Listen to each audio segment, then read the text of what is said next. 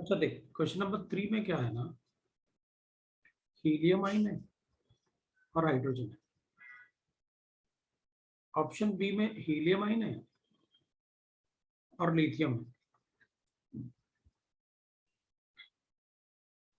अब पता क्या है, इन सब में जैसे हाइड्रोजन का 2s गिवन है, इसका 4p गिवन है, नहीं इसका और इसका, इसके फर्स्ट शेल का और इसके सेकंड शेल का एनर्जी सेम होता है। ये तो नहीं होगा, ये गलत हो गया। इसमें अपन को गिवन है 8p और इसमें अपन को गिवन है 6s। एस तो नहीं देखेंगे क्योंकि सारे के सारे 1 इलेक्ट्रॉन स्पीसीज हैं, तो अपन बोर थ्योरी को अप्लाई करेंगे। तो लिथियम ये तो बनेगा ही नहीं, क्योंकि इसके 8 सेल का एनर्जी और इसके 6 सेल का energy, no they will be different. B वाला भी नहीं होगा। अपन सी वाले की बात करते हैं। सी वाले में अपन को गिवन है हीलियम। हीलियम का 6 सेल है और बेरिलियम का 18 सेल है। बेरिलियम का 18 सेल कुछ ज्यादा नहीं है। 18 सेल मुझे लगता है 6 3 या 18 नहीं, 18 सेल तो नहीं होगा। इवन अपन कैलकुलेट भी कर सकते हैं एनर्जी, इसके हीलियम के सेकंड शेल का एनर्जी अपन को पता है। ये तो अपन को पता ही था कि हीलियम के सेकंड शेल का एनर्जी कितना है। That will be equal 13.6 into, आप हीलियम का सेकंड शेल मतलब n z स्क्वायर मतलब 4 डिवाइडेड बाय सेकंड मतलब n स्क्वायर, वो भी 4। ये तो 13.6 था। हाइड्रोजन का फोर्थ शेल अपन को पता है -0.85 ना, ये तो अलग है। इधर 8th शेल की बात करेंगे तो अपन कहेंगे 13.6 इंटू 4 डिवाइड बाय 64, 4 इंटू 16 ना। इसका कैलकुलेट करेंगे, वो इक्वल आना चाहिए। अपन कैलकुलेट क्यों करें, अपन तो सीधा इक्वल कर देते हैं ना। 9 बाय ये स्क्वायर और कौन सा 6 शेल है, तो 6 शेल मतलब 36। सो 9 बाय 36 का मतलब हो गया 1/4। नहीं भाई 1/4 तो नहीं आ रहा। इसमें फिर 6 सेल की बात करते हैं अपन, तो 13.6 इंटू हीलियम हो जाएगा अपने पास 4 डिवाइडेड बाय 6 सेल है तो 36। और यहाँ पर अपने पास आएगा 13.6 इंटू बेरिलियम एटॉमिक नंबर 4, तो 4 स्क्वायर मतलब 16 और डिवाइड बाय कौन सा शेल था बेरिलियम में 18, तो 18 इंटू 18 नहीं भाई अभी नहीं आ रहा, इक्वल नहीं आ रहा है। अब डी की बात कर लेते हैं। तो डी में अगर अपन चेक करें ना, तो हीलियम का फोर्थ शेल मतलब 13.6 इंटू हीलियम मतलब 4 डिवाइड बाय 16, ये 1/4। और दूसरा है बेरिलियम, तो अपने पास 13.6 बेरिलियम मतलब हो गया 4 का स्क्वायर मतलब 4 इंटू 4 और शेल हो गया 8 इंटू 8।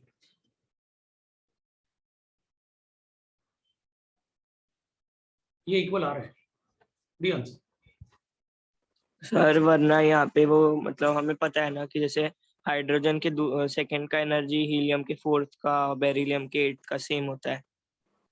तो वो अपन को कैलकुलेट करने की जरूरत नहीं थी, लेकिन अब अलग अलग होंगे तो अपन को थोड़ा देखना पड़ेगा ना, फिर तो अपन को चेक कर लेना चाहिए। सर हम लोग ऑर्बिटल्स को कंसिडर क्यों नहीं कर रहे? नहीं ऑर्बिटल कैसे करोगे, कैसे कर, सॉरी सर, सबशेल ना कर, नहीं कर सकते। सभी पी ऑर्बिटल की एनर्जी एक जैसी है, और वो अपन तभी कर सकते हैं जब मैग्नेटिक फील्ड में रखो, और मैग्नेटिक फील्ड में अपन से क्वेश्चन नहीं पूछा। फोर्थ वाले की बात करते हैं। सर तो मतलब थर्ड वाले में इन्होंने जो हमें एस पी डी वो सब बस ऐसे गुमराह करने के लिए दिए हैं, उसका बिल्कुल, कोई क्योंकि वो नहीं सबके है। सब 1 इलेक्ट्रॉन स्पीसीज है ना, यस सर। तो बोर थ्योरी यूज करनी थी अपन को, क्योंकि सर 1 अगर इलेक्ट्रॉन वाली में तो हमेशा ही बोर थ्योरी नहीं होते, सर अगर ये 1 इलेक्ट्रॉन स्पीशी नहीं होते तो फिर हम कौन सी मेथड यूज करते हैं, मतलब कोई अल्टरनेटिव मेथड है? फिर एनर्जी कैलकुलेट करने के लिए। हाँ सर, सर जो कि मतलब बोर थ्योरी से नहीं होगा, मतलब 1 इलेक्ट्रॉन स्पीशी नहीं है वो। फिर दूसरा मेथड देखते हैं, आएगा शायद वो दूसरा मेथड, क्योंकि उस मेथड से रिलेटेड एक क्वेश्चन पड़ा हुआ है चैट बॉक्स में। Okay sir. और अगर चैट बॉक्स में पड़ा है तो मुझे उसका आंसर देना पड़ेगा। Which of the following statement is incorrect with respect to vanadium +4? vanadium +4 है ना बेटा, vanadium कितना होता है, स्कैंडियम टाइटेनियम vanadium 23, मतलब 4s2 3d3 +4 है, मतलब v+4 का मतलब हो गया 3d1। Maximum possible number of electron with clockwise m = 0। अरे ये तो बहुत सारा लिखना पड़ेगा अपन।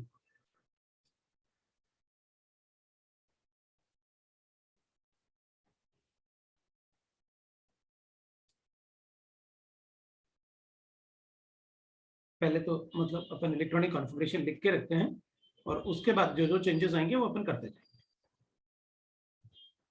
अब वो कह रहा है कि maximum number of possible electron with m equal to 0 is 11।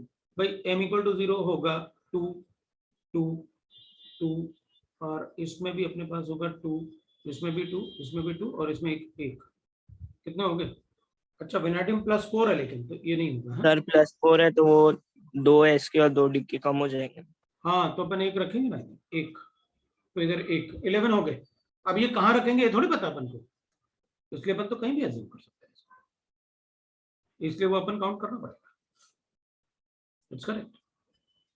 The quantum numbers of the unpaired electron is n equal to 4. No, that's wrong. It's n equal to 3. N equal to 4, L equal to 0, M equal to 0.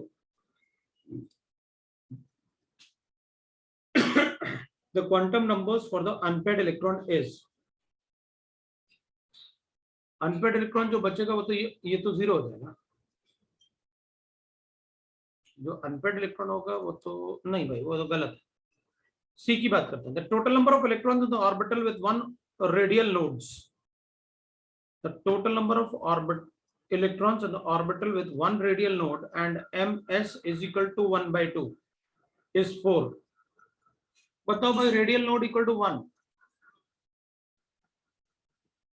तो radial node 1 कहाँ होगा? तो 2p में, 2p नहीं 3p में होगा, 2s में होगा, 3p में होगा और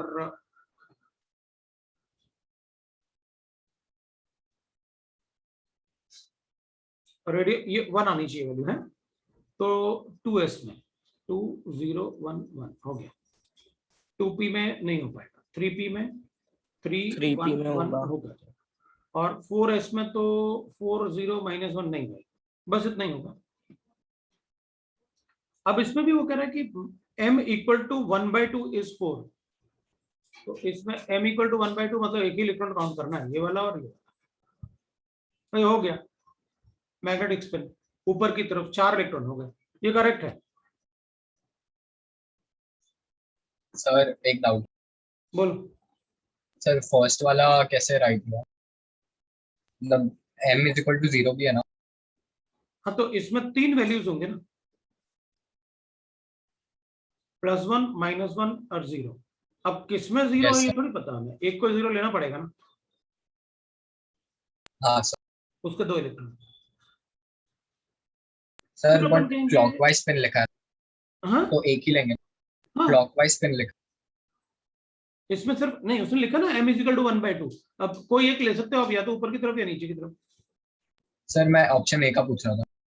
ए ऑप्शन में दोनों लेने पड़ेंगे ना, m इक्वल टू 0 तो दोनों के लिए होगा, ऐसा उसने दिया ही नहीं ना कि 1/2 है कि -1/2। सर बट उधर क्लॉकवाइज स्पिन लिखा है तो कहाँ लिखा?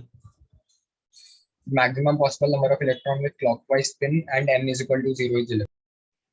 Clockwise spin with m equal to 0, तो ये तो इनकरेक्ट हो गया, ये तो एंटी क्लॉकवाइज भी ऐड कर लिया अपन ने, तो गलत हो जाएगा। ये 1 है, ये 1 है, ये 1 है, ये 1 है, ये 1 है, ये 1 है, कितने हो गए? 6 हो जाएंगे फिर तो। फिर पहला वाला भी गलत। टोटल इलेक्ट्रॉन आ रहे हैं अपने पास, m इक्वल टू क्लॉकवाइज तो नहीं आए। करेक्ट दिया था।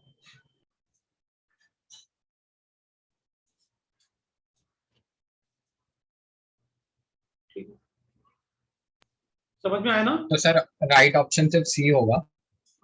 राइट ऑप्शन सिर्फ सी वाला आ रहा है, क्योंकि वो तो आ रहा है अपने पास, अभी डी वाला मैंने चेक नहीं किया है।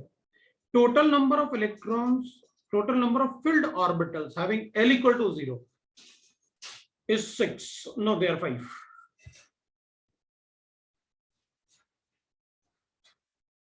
L equal to 0, रुक जा सर वो क्वेश्चन में शायद which of the following statement is correct होगा ना?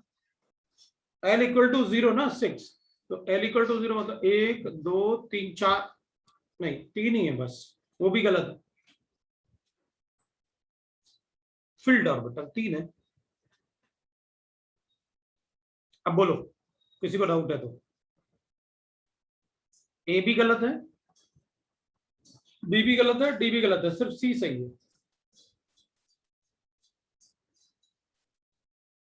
सर सी कैसे सही सही हुआ वो एक्सप्लेन डी वाला, कीजिए सी वाला वापस। कैसे करेक्ट है, ये लिखा तो है। सर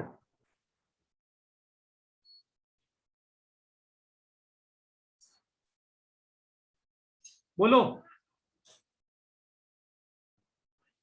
सर समझा। सर सर तो हमारा आंसर ए बी और डी होगा। ए बी और डी होगा, सी तो करेक्ट है, उसने इनकरेक्ट पूछा अपन से।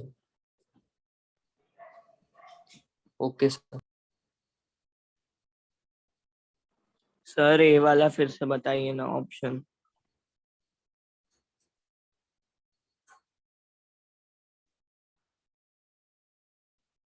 ए वाले में लिखा था कि maximum number of possible number of electron with clockwise spin m equal to 0।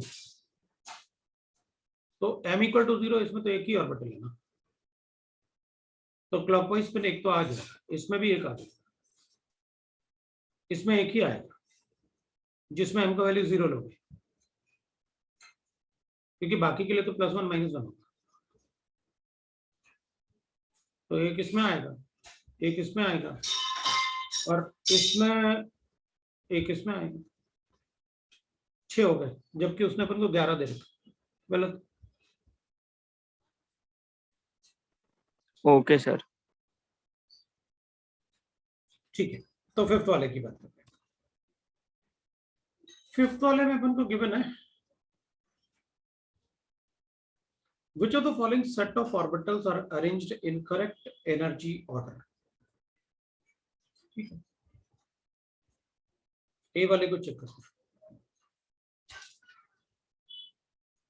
देख भाई, मुझे चाहिए 3p 3s and 2p। XYZ को नहीं बता सकता मैं, इसका एनर्जी ज्यादा होगा इससे, इसका एनर्जी ज्यादा होगा इससे, ये करेक्ट है, क्योंकि पहले 2p को फिल करूंगा, फिर 3s को फिल करूंगा, फिर 3p को फिल करूंगा। किसकी एनर्जी कम होती है इससे, इसकी एनर्जी कम होती है इससे, ये मुझे पता है। बी की बात, हाइड्रोजन एटम ना, तो हाइड्रोजन एटम का इलेक्ट्रॉनिक कॉन्फ़िगरेशन होगा 1s1 less than 2s is equal to 2p, 3s is equal to 3p is equal to 3d, 4s is equal to 4p, ऐसे अपन लिखेंगे। तो मतलब किसी भी एटम में ना अपन लिखेंगे कि भाई किसी भी एटम में जो अपन इलेक्ट्रॉन्स हैं अगर उसमें, तो जिस शेल तक इलेक्ट्रॉन होते हैं वहीं तक एनर्जी डिफरेंस बता सकते हैं, बाकी सब में अपन को शेल रूल लगाना होता है। जैसे कार्बन है 1s2 less than 2s2 sir तो उसको ऐसे नहीं बोल सकते कि बाकी सब में 0 मतलब इक्वल होगा। नहीं, डिफरेंस 0 होगा, अपन ये बोलेंगे, अपन ये नहीं कहेंगे कि वहां होगा नहीं। 3p equal to 3d less than 4s is equal to okay sir. 4p equal to, ऐसे बताना। सर ऐसे तो ऑप्शन ए में हीलियम तो 3p 3s और 2p तक पहुंचेगा भी नहीं उसका इलेक्ट्रॉन्स। नहीं, तो अपन हीलियम बता तो रहा हूं मैं कि जहां तक इलेक्ट्रॉन होता है वहीं डिफरेंस होता है, बाकी सब इक्वल होता है। अब सर आप चाहे तो फिर px ये लिखो, py लिखो, pz लिखो, वो भी इक्वल होगा। सर तो फिर वो सर 2p फर्स्ट 3s वाले और में 3p भी इक्वल होगा ना, मतलब 3s और हाँ 3p इक्वल से। होगा ना। इक्वल होगा। तो बी ऑप्शन अगर अपन चेक करेंगे, तो बी ऑप्शन में मुझे गिवन है हाइड्रोजन, हाइड्रोजन में 3p equal to 3s equal to 2p, ये गलत है, बिकॉज 2p जो है वो कम होगा 3s से, इक्वल टू 3p ऐसे गिवन होना चाहिए था, इसलिए वो गलत है। सी की बात सर बोलो। सर ए में वो 3p और 3s इक्वल होगा ना, क्योंकि हीलियम में तो 1s2 तक ही फील्ड होगा, उसके बाद तो मतलब क्या एम्प्टी बोल रहे रहेगा हैं मुझे समझ में टेम्परेचर। नहीं आ रहा, मतलब थोड़ा तेज बोलो, रुको एक मिनट। सर वो बोल रहा है कि 3s और 3p सेम होगा ना उसमें ए वाले ऑप्शन में, क्योंकि इलेक्ट्रॉन्स उधर है ही नहीं।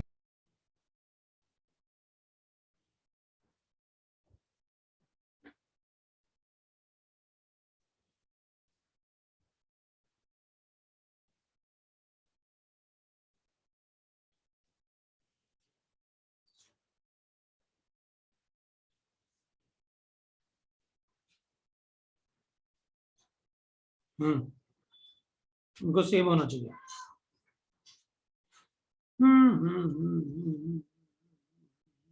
इनको भी सेम होना चाहिए, फिर तो वो भी गलत हो जाएगा। क्या करें क्या करें क्या करें, एक मिनट रुकना।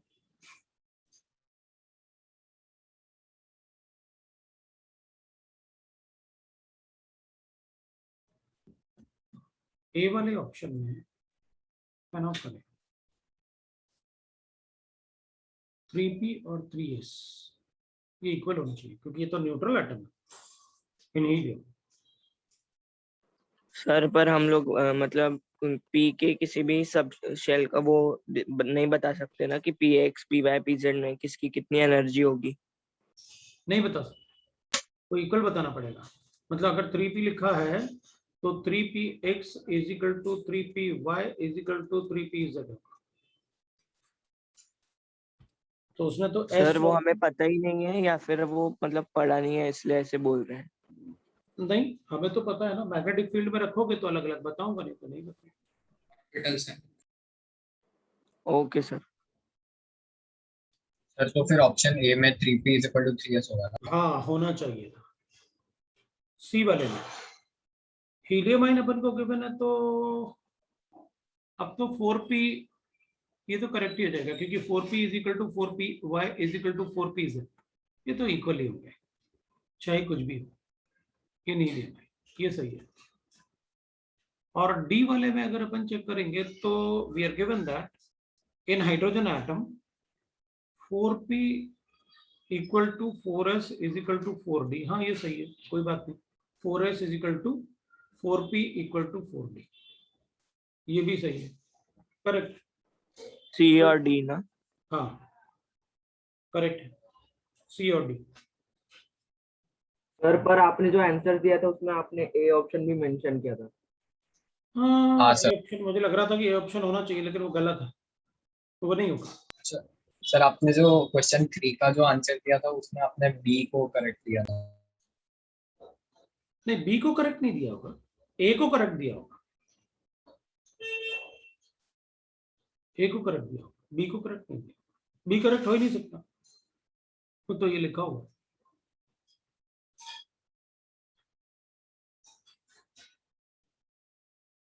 वो न्यूट्रल सर एटम। क्वेश्चन, हाँ ठीक सर है, मैं क्वेश्चन 3 का बोल रहा था। क्वेश्चन 3 का आपने जब भी मतलब आंसर की दिया था ना तभी 3 का आपने बी लिखा था। क्वेश्चन 3 में आंसर डी है, हाँ सर। वही दिया। अभी इसके बाद जो क्वेश्चन था ना वो सर 2 का क्या आंसर बोला था आपने? सी? किसके लिए? इसी का 2 का क्या बोला था आपने? 2 का आंसर, हाँ सर। एक मिनट रुकिए। 2 का आंसर मैंने बी बोला होगा, बॉम्बे बी। हाँ सर। अब 9/11 है, तो इसमें 9/11 देखते हैं अपने क्या है। हाँ क्वेश्चन नंबर 9, क्वेश्चन नंबर 11, एक मिनट रुकना। सर 7th भी है डाउट। क्वेश्चन नंबर 9 पे आ गए। अब देख 9th वाले क्वेश्चन में अपन को गिवन है, in one experiment a proton having initial kinetic energy of 1 electron volt accelerated through the potential difference of 3 volt। ठीक है, टोटल 4 हो गया ना? Second experiment. सेकेंड एक्सपेरिमेंट में alpha particle with initial kinetic energy of this much is retarded by this.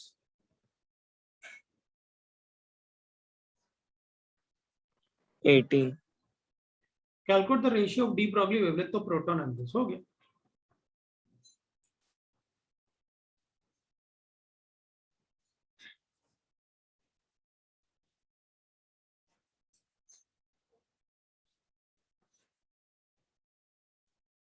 ये लो, हो गया। अब बताओ, हो गया ना? सर वो जो फॉर्मूला था ना KE वाला अंडर रूट।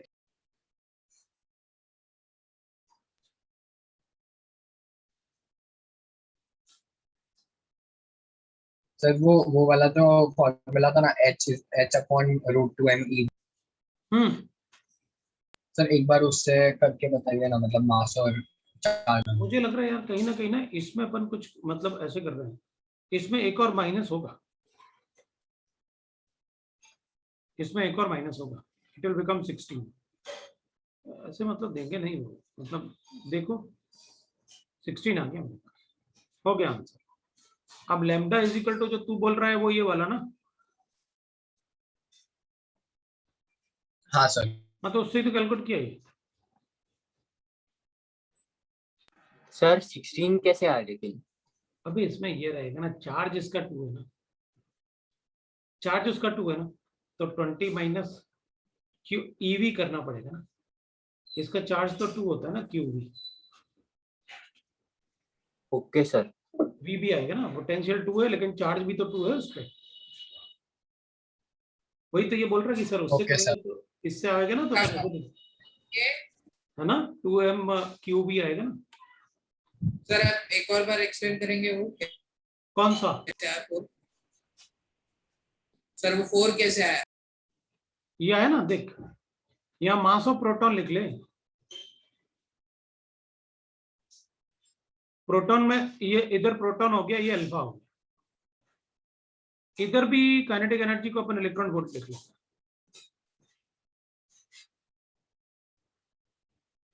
ठीक है।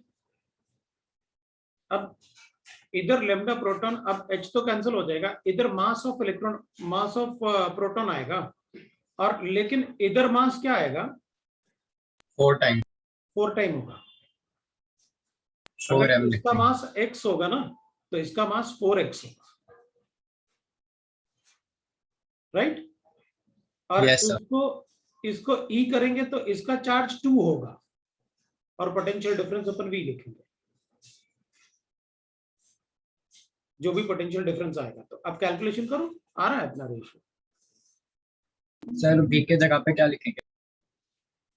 इधर V की जगह पे ना, हाँ सर। हाँ तो इधर 2 इंटू V, मतलब जो पोटेंशियल आपने रिटार्ड, अपन 2 की जगह लिखेंगे, अब कितना रिटार्ड कर रहे हो, तो ट्वाइस ऑफ चार्ज आएगा, तो ये पोटेंशियल जिससे वो एक्सीलरेट हुआ 20 लिखो।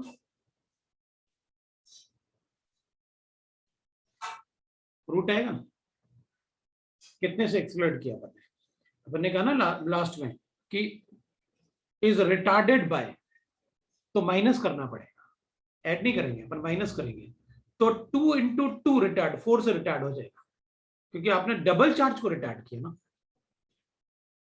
डबल चार्ज को सर नहीं समझ। जब सर मतलब उसका रुक जा इनिशियल रुक जा रुक जा रुक जा रुक जा, जब एक इलेक्ट्रॉन जाता है तो एक ही चार्ज को रिटार्ड कर रहे हो ना, कम करके। अब अगर 2 इलेक्ट्रॉन को रिटार्ड करेगा तो फिर इसकी काइनेटिक एनर्जी कितनी थी अपन को गिवन है, द काइनेटिक एनर्जी जिससे ये मूव कर रहा है वो 20 है, 20 volt retarded by the potential difference. जो यहाँ पर एक पोटेंशियल डिफरेंस था वो अपन ने 2 कम किया है, तो इस पे चार्ज भी तो 2 है जो मूव कर रहा है, पार्टिकल, हीलियम पार्टिकल मूव कर रहा था ना। हाँ सर। तो जब रिटार्ड करोगे तो 2 चार्ज के फॉर्म में रिटार्ड होगा ना वो, तो अपन को इसकी एनर्जी कितनी कम हो जाएगी, ये काइनेटिक एनर्जी कितनी कम हो जाएगी, तो अपन लिखेंगे Q इंटू वी कम हो जाएगी जब रिटार्ड करेंगे। तो Q कितना है 2, और वोल्टेज कितना रिटार्ड किया वो भी 2, तो टोटल एनर्जी कितनी कम होगी, काइनेटिक एनर्जी 4।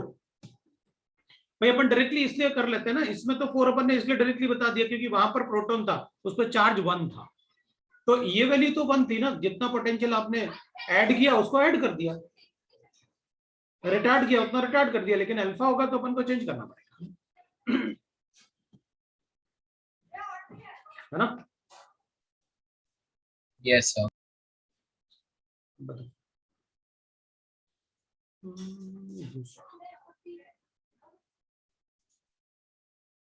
9 11 है, 11th वाला है, what is the maximum possible number of electron in an atom with n plus l equal to 7. तो n plus l equal to 7 का मतलब हो गया भाई, इसमें अपन इसको 0 लेते हैं तो 7 ऐसे हो जाएगा, इसको 1 लेते हैं तो 6p हो जाएगा, इसको 2 लेते हैं तो d हो जाएगा, इसको 2 लेंगे तो 4d हो जाएगा, नहीं इसको 2 लेंगे तो ये 5 लेना पड़ेगा, 5d हो जाएगा। अब इसको 4 लेते हैं तो ये 3f तो होता ही नहीं। फिर अपन कहेंगे इसको 0 लिया था आपने, इसको 1 ले लो तो 6p हो गया, इसको और कॉम्बिनेशन बनाओ, क्या बनेगा? 4 plus 3 सर अभी L 4 plus 3 4 plus 3 तो 4f हो जाएगा, और 4 plus 3 और 5 plus 2 और 3 plus 4 तो नहीं होगा, L का वैल्यू 4 नहीं लेंगे ना, बस इतना ही। तो 2 हो गया, ये 6 हो गया, ये 10 हो गया, 18 और प्लस 14 32 आ रहा, ले नहीं आ गया। सर पर उन लोग ने क्वेश्चन में तो पूछा what is the maximum possible number of electron in atom, मतलब ये शेल का सिर्फ नहीं पूछा ना। हाँ मतलब एटम में एक ऐसा एटम अपन ने लिया जिसमें n plus l 4 आना चाहिए, तो बताओ उसमें मैक्सिमम नंबर ऑफ कितने एटम हो सकते हैं? सर तो फिर फाइनल आंसर में 32 दिया है, मतलब वो तो सिर्फ शेल का मैक्सिमम लिख। नहीं 32 लेंगे अपन को, मैक्सिमम पॉसिबल नंबर वो इलेक्ट्रॉन पूछा उसने। तो सर वो इलेक्ट्रॉन्स हम लोग पूरे एटम में काउंट करेंगे या बस ये शेल के n बस plus l उसने कहा ना = कि इसमें n plus l with n plus l equal to 10, मतलब ये होना चाहिए और फिर कैलकुलेट करें कितने इलेक्ट्रॉन, तो वो पूछा था उसने।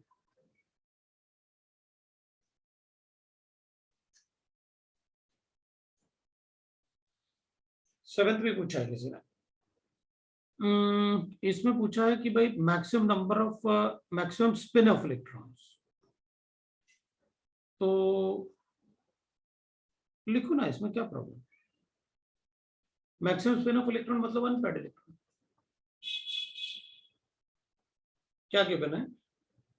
Mn plus 4, तो Mn होता है 3d5 4s2 प्लस 4 का मतलब है ये भी गया और 2 इससे भी गया, 3 इलेक्ट्रॉन ना, Mn plus 4 में 3 इलेक्ट्रॉन आ रहे हैं, 3 अनपेयर्ड इलेक्ट्रॉन, तो इसमें 3 आए, और फिर Fe फिर क्या है, क्रोमियम प्लस 3। हाँ तो क्रोमियम तो एक्सेप्शन ना, 3d5 होता है और 4s1 होता है, एक ये हटा दो और इससे 2 हटा दो तो 3 बचे, इसमें भी 3, और दूसरा क्या है Fe plus 3 26 होता है तो 3d6 और 4s2 होता है, तो ये हटा दूंगा और ये हटाऊंगा तो 5 अनपेयर्ड इलेक्ट्रॉन, तो इसमें 5 आ रहे हैं, तो this is greater than this, ये दोनों इक्वल हो जाएंगे, बता दो।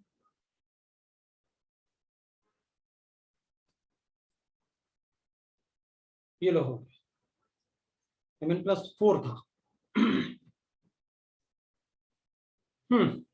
हो गई 7 पड़ा। सर Mn में तो 3d5 होता है ना, तो +4 में तो 3d1 हो जाएगा।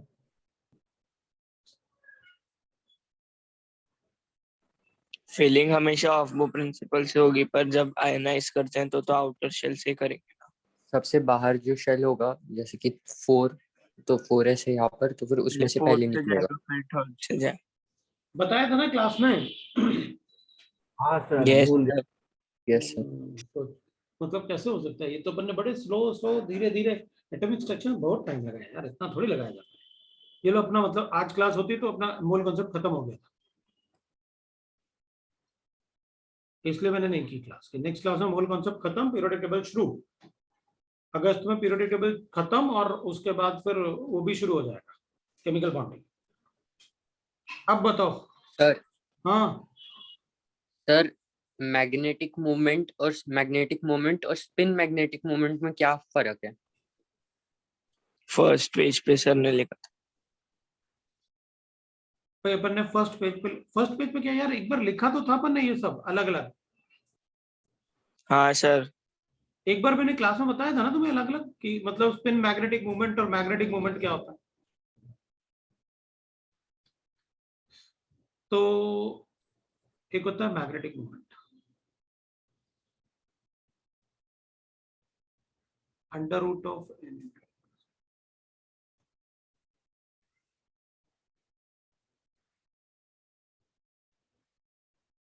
तो टोटल स्पिन,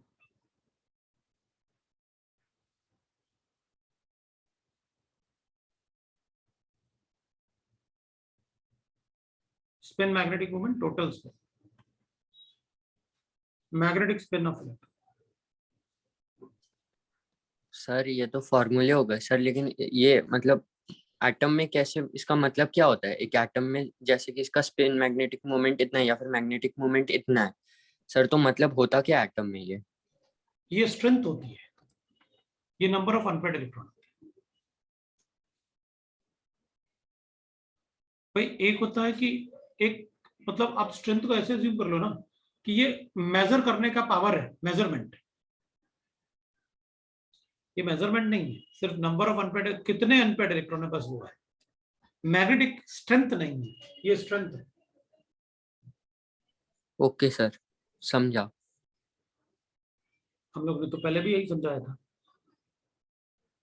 अब बताओ दूसरा, डीपीपी नंबर 11, जल्दी कर, डिस्कशन बहुत ज्यादा है।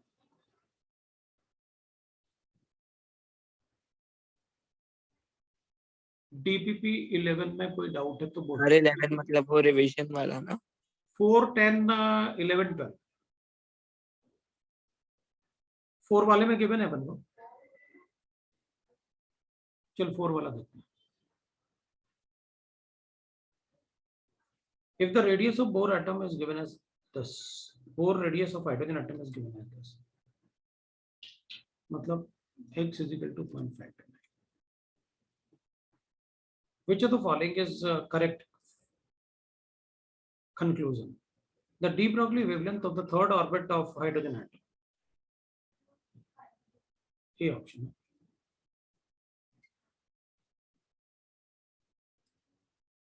तो थर्ड ऑर्बिट का मतलब ऐसा, वो x हो जाएगा, ए नॉट की जगह x।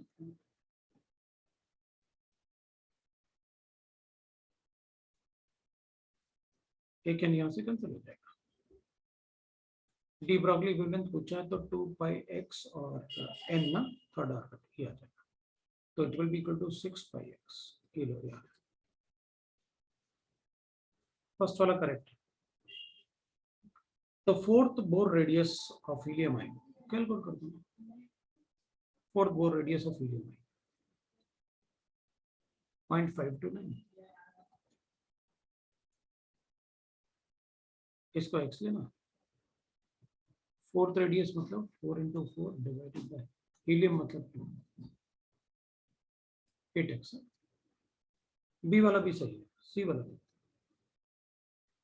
The de Broglie wavelength for third orbit of this, अपन ने ये तो लिखा ही है, into third orbit of lithium, third orbit of lithium, ये भी करेक्ट, डी वाले। The second Bohr's radius of beryllium is x.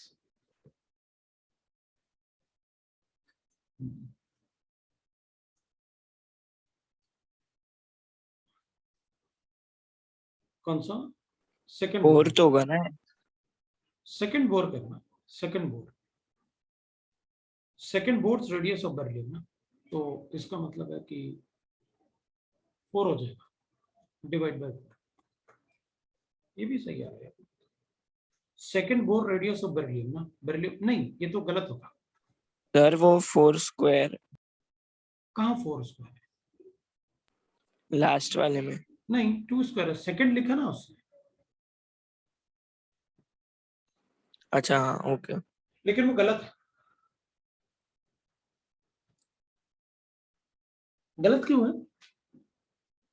Sir Z हमने 3 के जगह 4 लिख दिया है। तो 4 लिया तो है अपन, करेक्ट तो है।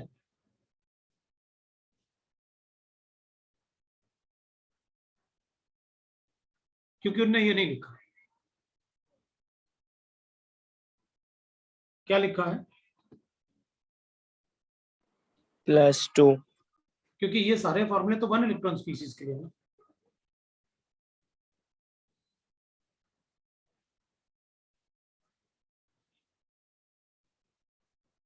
तो 4 के बाद 10 11 12 और 8 9 भी है। 8 9 10 11 12 सारा ही बताता हूँ फिर तो।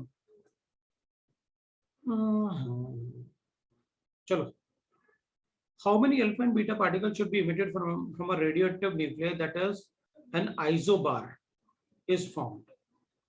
तो ये आइसोबार क्या होता है? आइसोटोप क्या होता है? Same atomic number different atomic mass. Same atomic weight but different atomic number. Beta particle कर दो। कॉपर है 64 बताया तो था, 29 होता है। बीटा पार्टिकल लिमिट करेगा तो जिंक आएगा 64 30 होगा +1। They are isobars, atomic number different है, एटॉमिक मास सेम है। They are isobars.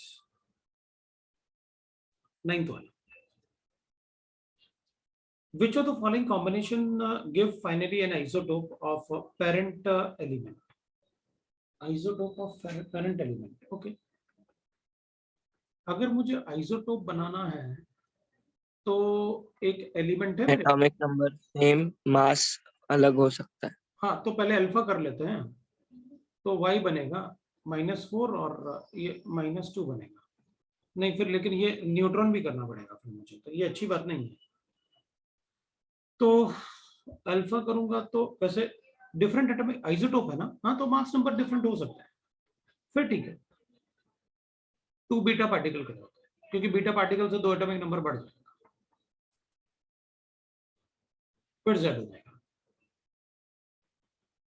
और ये isotope different atomic mass but same atomic number, एक अल्फा 2 बीटा। क्लास में किया तो है। 10th वाला, 10th वाले में देखो ना, डी ब्रॉगली अभी तो बताया। 10th वाला देखो ना, डी ब्रॉगली अभी तो बताया। करूं? सर वो ट्राई किया था होने का। चल हाँ वही बोल रहा हूँ मैं कि करूं क्या उसको, तो करता हूँ। The de Broglie wavelength of electron in the certain orbit of beryllium is given to me. ये तो लिखा है de Broglie wavelength का formula. Lambda is equal to कितना होता है? 2 पाई 0.529 इंटू n² होता है। de Broglie wavelength of मतलब ऐसे लिख सर n/z ना, n² है ना। हाँ एक n तो कैंसिल हो गया। तो अपने पास क्या गिवन था? de Broglie wavelength of beryllium है, बेरिलियम मतलब ये 4 हो गया। Found to be this much, अच्छा de Broglie wavelength is found to be this much, तो मतलब 5.83 गिवन है एंगस्ट्रॉम यूनिट, ये भी एंगस्ट्रॉम यूनिट, ठीक है। Find the n, bore radius of hydrogen atom is 0.53 picometres, मतलब इसको 0.53 ले लो। n का वैल्यू बता दो। हाँ तो काहे को अपन कन्वर्ट करेंगे, अपन तो ये एंगस्ट्रॉम यूनिट है, ये भी एंगस्ट्रॉम यूनिट है, अपन कोई कन्वर्जन नहीं करने वाले, अपन तो सीधा n कैलकुलेट करने वाले हैं। सो 5.83 into 4 divided by 2 pi 0.53 is equal to 2 करते हैं 3.14। पहले इसको कैंसिल करते हैं,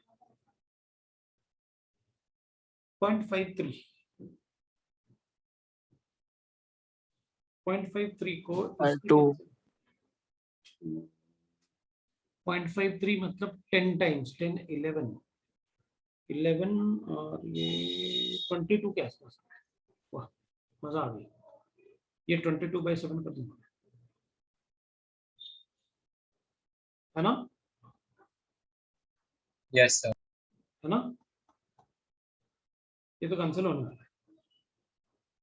अब अपने पास 2 बचा, 14 आ रहा है।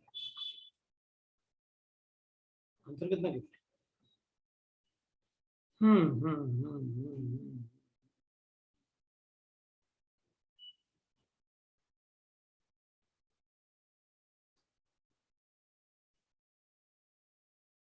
कितना आ रहा आंसर? मैंने कोई कैलकुलेशन मिस्टेक किया? क्योंकि 14 कुछ ज्यादा ही बड़ा आंसर आ रहा है। एक मिनट रुकना, अपन सर कैलकुलेशन। 7 आएगा, आंसर 7। 7 आएगा, 7 आए। अच्छा, ये 2 कैंसिल कर देता मैंने, ठीक है 7 आ रहा है। हाँ तो 7 आ गया, ये लो। अब बताओ। समझा सर। अब इसके बाद तो 11th वाला भी पूछा तुमने।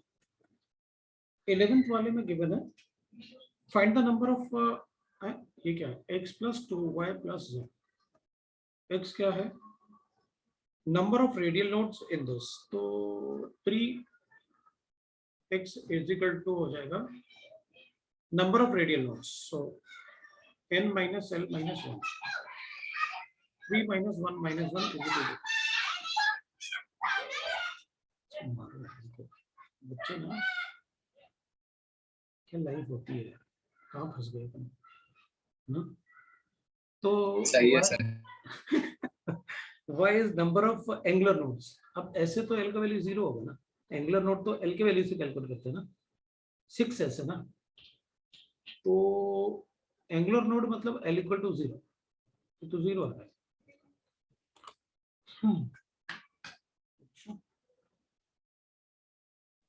है ना? So, हाँ सर। है ना, l का वैल्यू तो अपना 0 आ रहा है, y का वैल्यू 0 आ रहा है। अब क्या बोल रहा है ये, z अपने पास गिवन है, z is number of the maximum number of electron in chromium with n equal to 3 and s is equal to plus 1 by 2। n equal to 3, chromium का इलेक्ट्रॉनिक कॉन्फ़िगरेशन क्या होता है? 1s2 2s2 p6 3s2 p6 3d5 4s1, तो n equal to 3 and s is equal to plus 1 by 2, maximum number of electron ना। अब एक बार अपन check कर लें, क्योंकि इस मामले में गलती ना हो जाए तुमसे। तो एंड ऑर्बिटल एंगुलर मोमेंटम भी गिवन है यार, ये कह रहा है कि orbital angular momentum √6 direct H. अब √6 का मतलब है d ऑर्बिटल, तो 3d की बात कर रहे हैं। 3d मतलब हो गया 5, तो z का वैल्यू हो गया 5। ले भाई तेरा आंसर आ गया, बोलो। सर वो डायरेक्ट एच वाला पार्ट नहीं समझ। डायरेक्ट एच वाला तो ऐसे हो गया ना, अरे देखना, under root of l into l plus 1 वो बोल रहा है h/2 पाई, ये अपन को √6 डायरेक्ट एच गिवन है, तो अपन को पता है ये और ये, इसको ही तो लिखते हो आप डायरेक्ट एच, तो ये तो कैंसिल हो गया, L2 होगा ना? l का वैल्यू 2 आया, therefore orbital is d। Sir अगर कोई ऐसा वो देते हैं जिसमें मतलब d ऑर्बिटल जैसे 3d भी होता 4d भी होता, तो हम ये एग्जैक्टली नहीं बता पाते ना।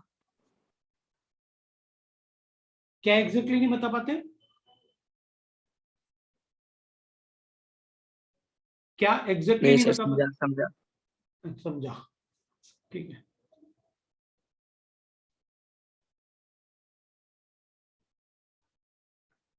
इलेवेंथ के बाद 12 भी पूछा था क्या? 12 नहीं था ना? 12 था। हाँ सर। हाँ सर। हाँ सर। 12 वाला भी देखते हैं। एक ये और अल्फा पार्टिकल, अरे यार इसमें क्या प्रॉब्लम है? 162 है, 75 है, ये कह रहा है एक्स बनेगा और अल्फा पार्टिकल।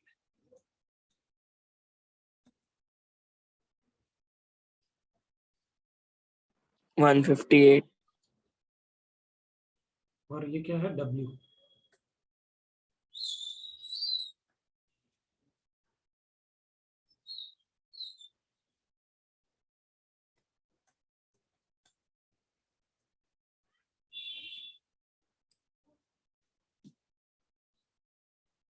हो गया।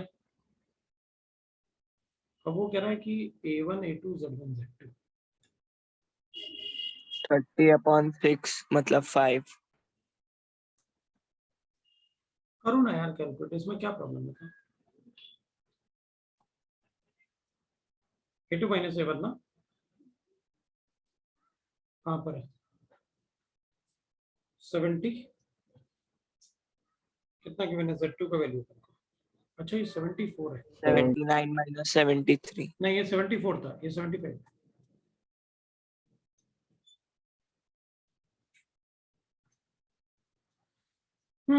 बोलो।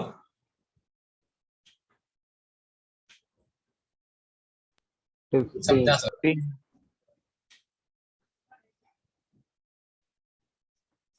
सर पीछे 11th का आंसर 6 दिया है। हाँ तो 15 ही तो बताया अपन ने, और कितना होगा?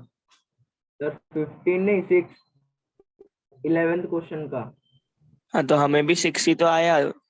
हाँ भाई 1 plus 0 plus 0 plus 5 6 ही होता है.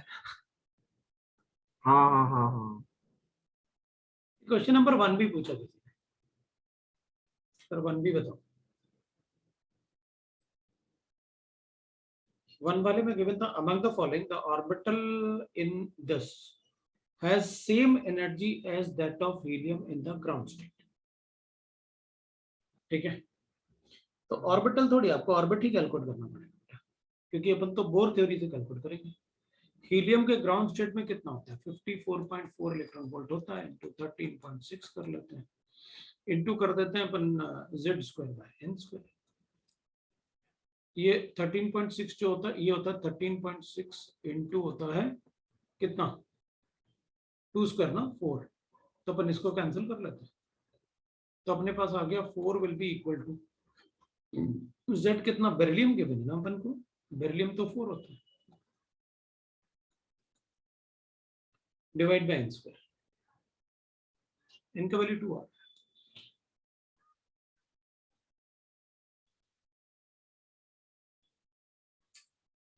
अब बताओ। सर ऐसे सर कोई क्वेश्चन दिए होंगे जैसे मतलब कोई पार्टिकल जा रहा है और उसको वो मतलब वो जो 9th क्वेश्चन था वैसे टाइप का, तो जितना उसका चार्ज रहेगा उतने से उसको मल्टीप्लाई करेंगे ना, मतलब उसका बिल्कुल रिटार्डेशन, बिल्कुल बिल्कुल बिल्कुल। मतलब एक चार्ज पे उतना इलेक्ट्रॉन वोल्ट लगेगा, तो जितने चार्जेस होंगे उतना। Okay sir. मल्टीप्लाई करेंगे। सर वही मिस्टेक हुआ था एक्चुअली, नहीं मैंने मुझे 18 ले लिया। 18 आया ना, तो 18 आया तो मुझे भी स्ट्राइक किया, पहले मैंने भी ज्यादा ध्यान नहीं दिया, लेकिन जब 18 आया तो मैंने कहा यार हाँ कुछ सर, गड़बड़ है। वो रूट ओवर में था ना. हाँ वो कैंसिल होना चाहिए, इसलिए मैंने कहा यार कुछ गड़बड़ किया, मैंने जब देखा तो वो +3 होगा वहां पर। सर तो पहले वाले क्वेश्चन का आंसर क्या होगा? कौन सा पहले वाला क्वेश्चन? Sir question number 1। इसी का? सर ये, हाँ सर इसी का सर, जो अभी आपने बोर्ड पर किया वो वाला। हाँ तो अपन ने n इक्वल टू 2 लिखा ना, कि तो n इक्वल टू 2 होगा, तो उसने कहा ना among the following which orbital in beryllium has the same energy as that of helium ion in the ground state and also 2 angular nodes। अब 2 angular nodes का मतलब हो गया second shell, angular node will be equal to 2, मतलब ये कह रहा है 2d, डी वाले। तो मतलब यस सर। 2d तो होता ही नहीं, okay sir. None of this. Yes sir. खत्म टीपीपी। अब बताओ शीट निकालो। शीट में क्या दिया था रे? सर दो बहुत ज्यादा दे दिया, पार्ट 1 पार्ट 2 जी सेक्शन तक, और एक्सरसाइज 2 का पार्ट 1 पार्ट 2 15 क्वेश्चन। चलो शुरू हो जाओ, फिर किसी एक से पूछना शुरू करो। सर जी सेक्शन वाले करे या एक्सरसाइज 2? नहीं अपन मतलब जे सेक्शन कर लो, क्या प्रॉब्लम है उसमें? Sir 1 minute.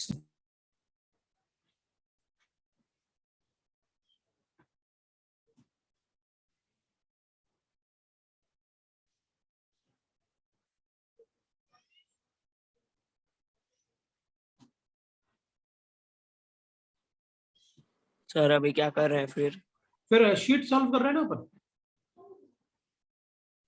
नहीं मतलब जी सेक्शन या एक्सरसाइज 2? जी सेक्शन करते हैं ना। जी सेक्शन में मुझे नहीं लगता कुछ ऐसा है जो मतलब तुम्हें नहीं आएगा। सर जी सेक्शन तक, मतलब उसके पहले का डिस्कस नहीं हुआ। अच्छा तो एक्सरसाइज 2 बता दो आप मुझे। सर एक्सरसाइज उसमें 2 भी का पार्ट नहीं 1। आता। हाँ सर एक एच सेक्शन का नहीं आया है। सर जी सेक्शन तक कैसे डिस्कस नहीं किया है पहले? अबे एटॉमिक स्ट्रक्चर की बात कर रहे हैं अपन, मोल कॉन्सेप्ट की बात थोड़ी कर रहे हैं। एटॉमिक स्ट्रक्चर हो गया अपना डिस्कस। एटॉमिक सर स्ट्रक्चर तो जी हो गया तक था सर। किया है।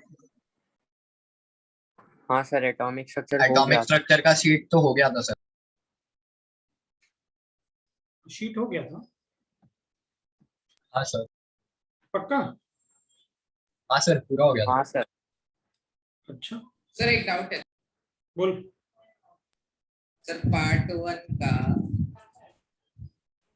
सॉरी, एक्सरसाइज 1 के पार्ट 2 एक मिनट रुक जाओ यार, मेरे पास मोल कॉन्सेप्ट की शीट तो देख लूं।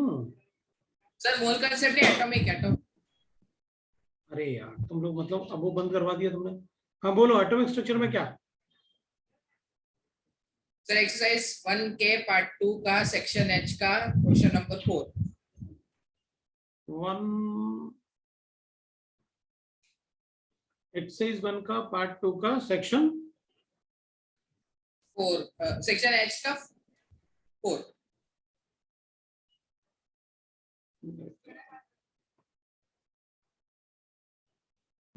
Al2713 is a stable isotope, वो वाला। हाँ मैं समझ गया, ये अपन ने क्लास में डिस्कस किया हुआ है यार, लेकिन निकालना तो पड़ेगा ही ना, कहाँ है? एक मिनट रुक जाओ। सेक्शन एच का 4 वाला ना, हाँ ठीक है, मिल गया। Aluminium 13 as a stable isotope, लेकिन ये वाला अनएक्सपेक्टेड डिसइंटीग्रेशन। हाँ तो ठीक है ना यार, Al है और ये 27 है, स्टेबल होता है। ये कह रहा है कि Al है 29 हो गया 13 हो गया, तो एक बार देख ये बहुत ज्यादा हो गया ना, फिर तो मतलब n/p रेशियो बढ़ गया ना। 13 माइनस करते हैं इससे, कितना आएगा?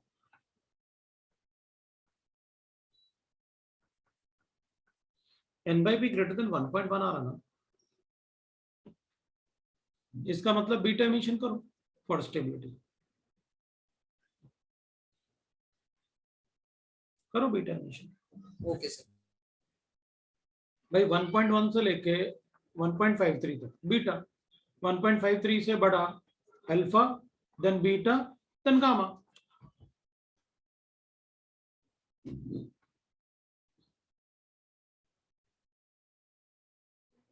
अब मोल कॉन्सेप्ट, नहीं यार मुझे मोल कॉन्सेप्ट की शीट लेनी पड़ेगी।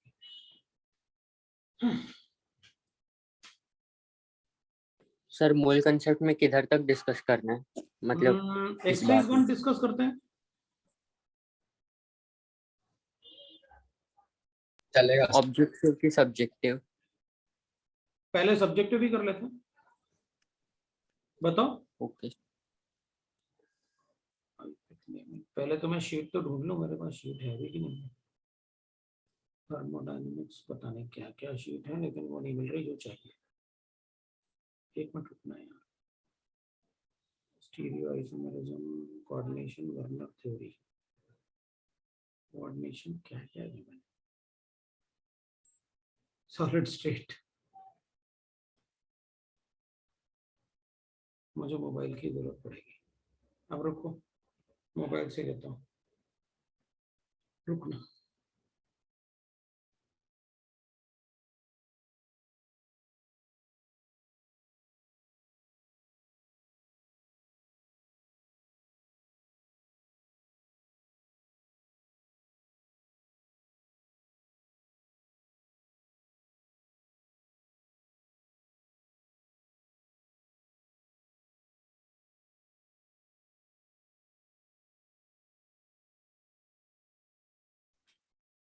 भाई से शीट लेनी पड़ेगी। बताओ भाई क्या करना है अपन को, कौन सा क्वेश्चन बता दूं? पार्ट 1 का A2 बता दिया ये लोग।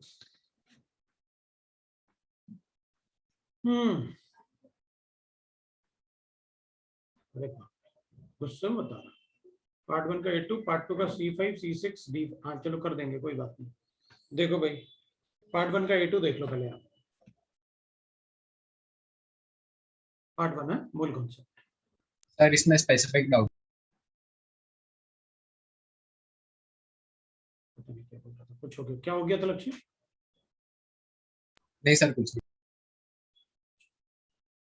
अच्छा देख, a gaseous mixture contain H2 and N2O gas by 6 contain 66 mass percent of N2O. अच्छा, तो mass of N2O 66 ग्राम और mass of H2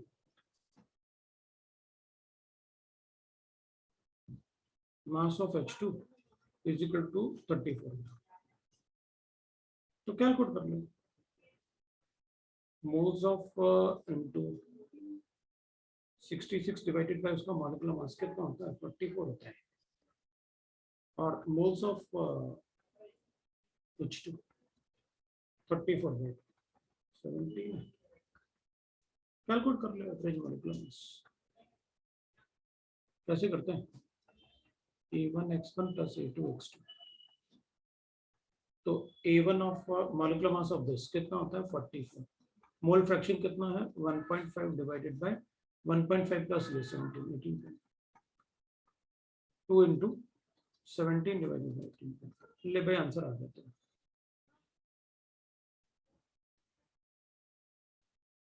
ठीक है सर, शीट में ना मॉलिक्यूलर मास कैलकुलेट करने का एक अलग फॉर्मूला दिया था, तो मैं थोड़ा कंफ्यूज हो गया था कि मतलब। कोई बात नहीं, उसको यूज कर लें। सर वो बहुत टफ है, मतलब बहुत तो ये लेंथी हो यूज जाता कर लेना। है। हाँ सर, यही कर। अब अपन पार्ट 2 की बात करें।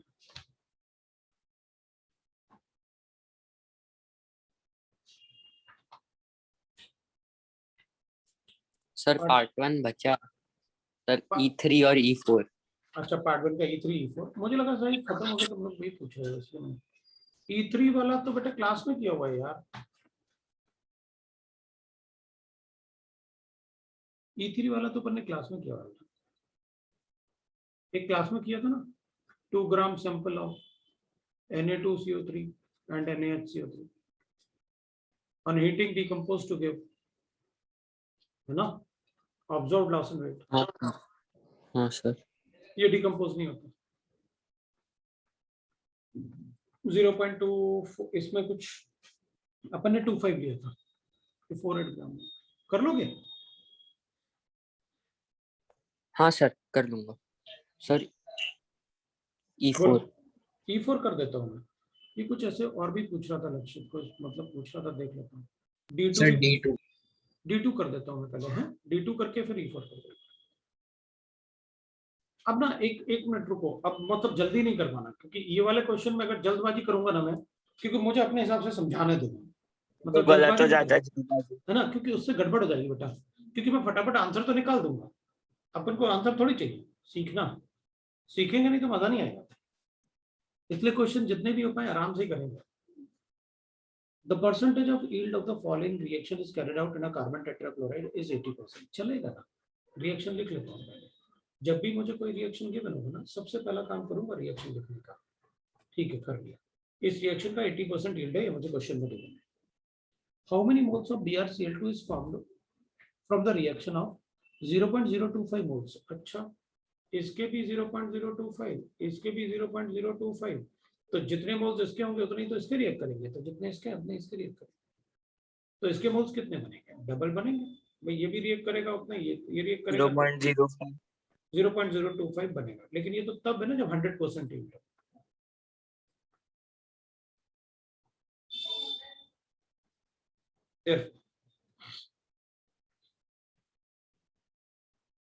BrCl2 to be considered कितने, 0.025 into 2 into 80/100, इतने कंसिडर करेंगे। ठीक है। How many moles of Br2 is left unreacted. ठीक है, मैं तो चाहता था, लेकिन इसमें से अगर सिर्फ 0.025 ना रिएक्ट करेगा, मतलब 80% ही रिएक्ट किया, तो अपन इसको ऐसे कर लेते हैं, 0.025 का 80% रिएक्ट किया, यहाँ भी 0.025 का 80% रिएक्ट, तो बचा कितना, 20%। तो इसका 20% बता देते हैं, 0.05। सर नहीं समझ।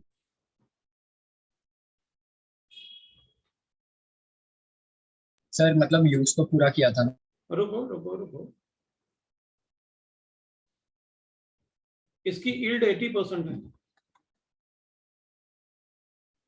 अगर यील्ड 80% है तो इसका मतलब है इसमें जो ये फॉर्म होगा ना वो सिर्फ 0.02 into 2 फॉर्म होगा,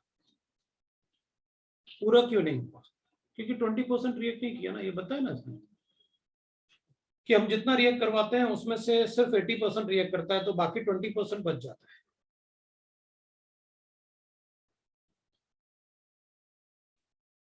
मतलब सर ऐसा कुछ नहीं हुआ क्या कि मतलब हमने रिएक्टेंट्स तो 100% यूज किए बट प्रोडक्ट में कुछ ऐसा हो गया जिससे 80% ही यील्ड आया? हाँ बोल देते हैं, तो इसका मतलब प्रोडक्ट में ऐसा क्या हो गया होगा, ये ऐसे ही आ गया होगा, बगैर रिएक्ट किए आ गया होगा 20% का, लेकिन प्रोडक्ट ओके सिर्फ सर, 80% इसका और 80% इसका होगा। ओके सर, समझा। अब अपन E4 की बात करते हैं। E4 में अपन को गिवन है sample of chalk contain clay and clay as impurity. भाई देख, चॉक जो होती है ना वो कैल्शियम कार्बोनेट होता है, चॉक स्कूल में खूब खाते मतलब खेलते हैं, ठीक है, और उसमें क्ले एज इम्प्योरिटी है, ये इम्प्योरिटी है। The clay impurity losses 11% of weight as a moisture on prolong heating. अगर मैं इसको हीट करूँ ना तो क्ले प्लस वाटर होता है इम्प्योरिटी, और अगर मैं इसको हीट करता हूं तो 11% वाटर इज लॉस्ट। ठीक है, चलेगा। 5 gram sample of chalk on heating loss in weight 1.1 ग्राम।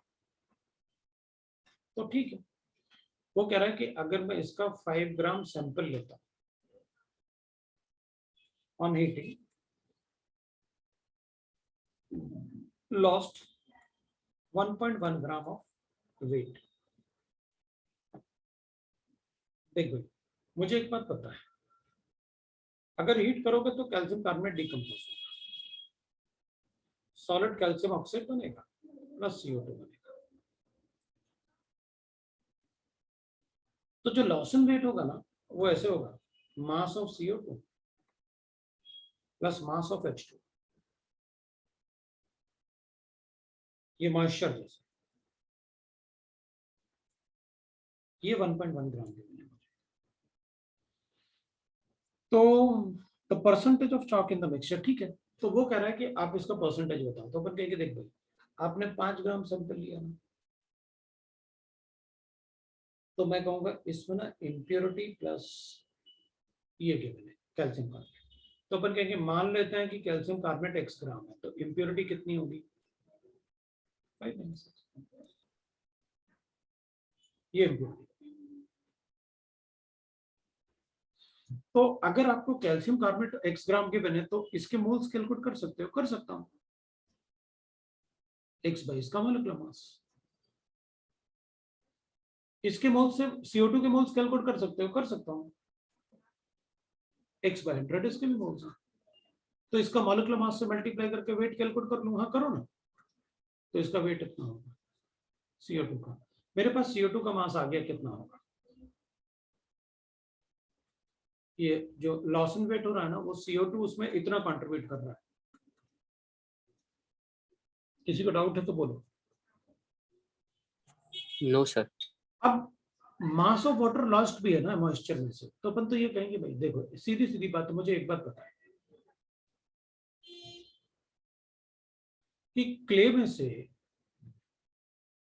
भाई आपको पहले गिवन था ना द क्ले इम्प्योरिटी लॉसेस, मतलब इम्प्योरिटी लॉसेस, ये इम्प्योरिटी थी अपनी, the impurity loss 11% of its weight as of its weight as moisture। तो impurity का जितना मास होगा उसमें वाटर कितना होगा 11%। हो गया मेरा 7% of 5 minus x। ले भाई, हो गया तेरा क्वेश्चन, ले x कैलकुलेट कर ले, परसेंटेज बता दे calcium carbonate. Yes sir. Sir मैंने ऐसे ही किया बट आगे फिर आंसर ही नहीं आया। चल बे आंसर आंसर मना कर देता है, आंसर नहीं आ रहा, देखना 44x, चल 100 को उधर ले जाते हैं,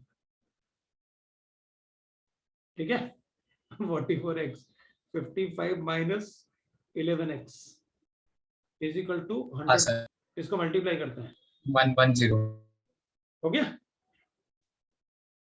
11 minus 33x is 55 equal to 50. ले आ।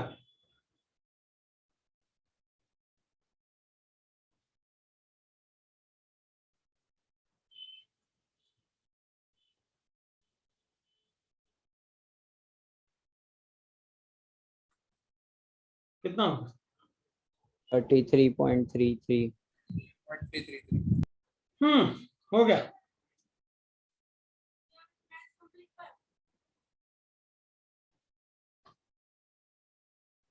ठीक है ना? हाँ सर, अब इसलिए ना वो जल्दबाजी करते हैं ना, फिर मजा नहीं आता मुझे समझाने। मतलब आराम से क्वेश्चन को पहले समझते हैं, क्योंकि अगर क्वेश्चन समझ में आ जाता है ना तो आधा क्वेश्चन तो वैसे ही सॉल्व हो जाता है। सर वो लाइन वापस से समझाइए ना, कौन सी वाली?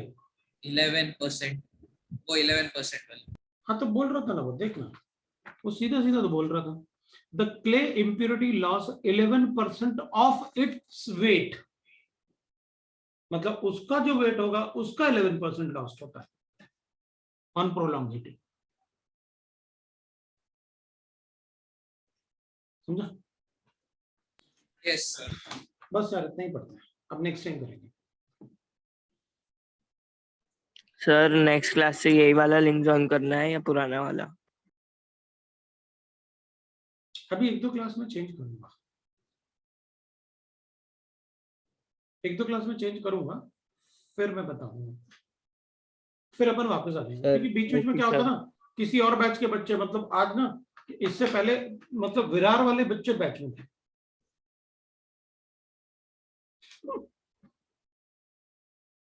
तो वो सर अपने एक दोस्त। डाउट। हाँ बोल। सर हम लोग एसिड को अगर वाटर में मतलब वाटर और एसिड को मिक्स करते हैं तो उसका जो मतलब